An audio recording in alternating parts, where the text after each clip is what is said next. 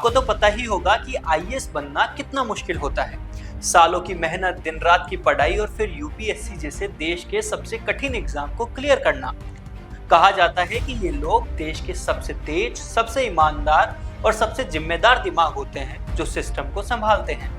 लेकिन जरा सोचिए, अगर यही लोग सिस्टम के सबसे ऊपर बैठकर उसी सिस्टम को अंदर से खोखला करने लगे तो इस देश का क्या होगा। हरियाणा से सामने आया 590 करोड़ का घोटाला यही सवाल खड़ा करता है।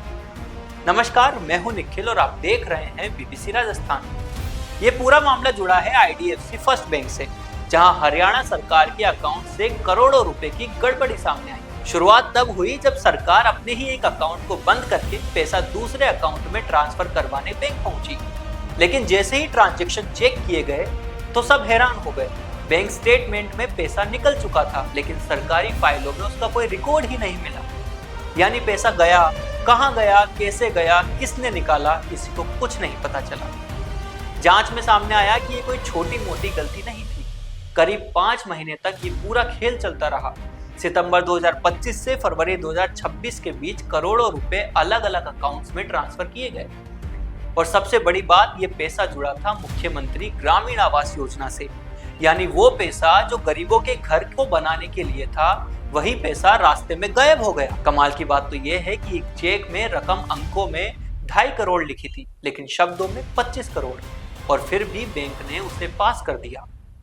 इतना ही नहीं, बल्कि एक ऐसे अधिकारी के साइन इस्तेमाल किए गए जो पहले ही अपनी पोस्ट छोड़ चुके हैं। यानी फर्जीवाड़ा, सिस्टम की लापरवाही और अंदर की मिलीभगत, सब कुछ एक साथ चला।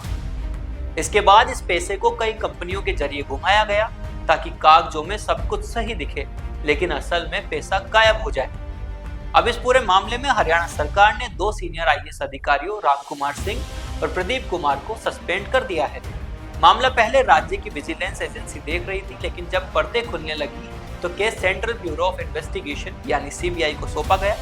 सीबीआई ने एफआईआर दर्ज कर ली है और अब जांच इस बात की हो रही है कि आखिर इस पूरे खेल के पीछे कौन कौन लोग हैं। तो सवाल सिर्फ 590 करोड़ का नहीं है, सवाल उस भरोसे का है जो हम सिस्टम पर करते हैं।